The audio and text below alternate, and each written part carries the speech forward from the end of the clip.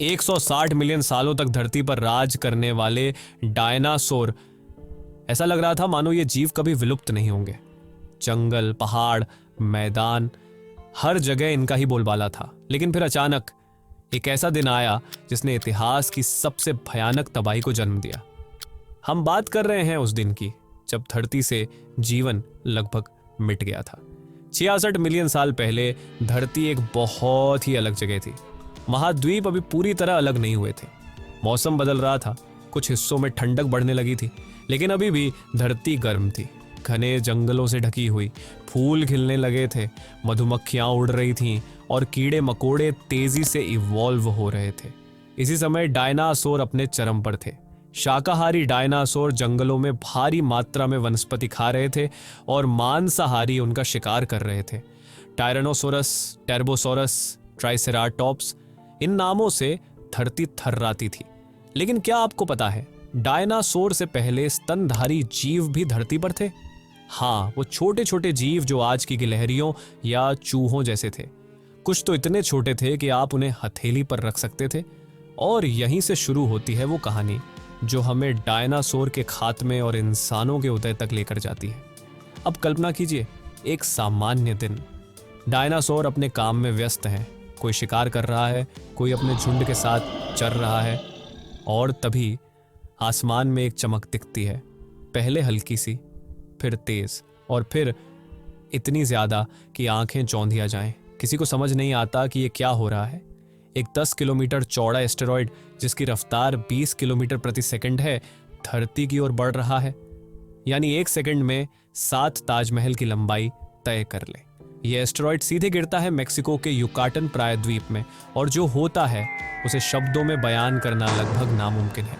जैसे ही एस्टेरॉयड टकराता है, 10 अरब हिरोशिमा बमों के बराबर ऊर्जा निकलती है। सोचिए, एक ही झटके में पूरी पृथ्वी कांप जाती है। झटके इतनी ताकतवर होते हैं कि वे पूरी दुनिया में महसूस किए जाते हैं। मैग्नीट्यूड 11.2 के भूकंप आते हैं, इतने जबरदस्त कि सबसे शक्तिशाली इंसानी भूकंप भी उनके सामने बच्चों का खेल लगे। असली तबाही अब शुरू होती है। आग का तूफान पूरी पृथ्वी पर फैलने लगता है। जहां भी जंगल हैं वे धधकने लगते हैं। हवा में इतनी गर्मी होती है कि जानवरों की खाल जलने लगती है और वे कुछ ही मिनटों में भस्म हो जाते हैं। अल्मोसोरस जैसे विशालकाय डायनासोर एक झटके में राख हो जाते हैं। लेकिन इस आग से सिर्फ डायनासोर नहीं मरते, आसमान से भारी चट्टानें गिरने लगती हैं। कुछ तो घर जितनी बड़ी होती है, और साथ ही कांच जैसी गर्म पत्थरों की बारिश शुरू हो जाती है। 5 मिलीमीटर मोटे पत्थरों की बरसात जो इंसानों की खाल को चीर सकती है। और अगर आप सोच रहे हैं कि जो डायनासोर इस जगह से दूर थे वे बच जाएंगे, तो नहीं। हजारों किलोमीटर दूर मंगोलिया के जंगलों में एक टर्बोसोरस घूम रहा था। लेकिन 1.5 घंटे बाद वहां का तापमान 150 डिग्री सेल्सियस तक पहुंच गया, यानी उबलते पानी से भी ज्यादा गर्म। सब कुछ जल गया। कुछ डायनासोर गुफाओं में छिपे, लेकिन कितने दिन तक? खाना खत्म, पानी खत्म, सूरज की रोशनी गायब। एसिड रेन शुरू हो चुकी थी, सल्फ्यूरिक एसिड की बूंदें। मिट्टी जहरीली हो गई, नदी नाले सब जहर बन गए। इतनी धूल और राख हवा में भर गई कि सूरज महीनों तक दिखाई ही नहीं दिया।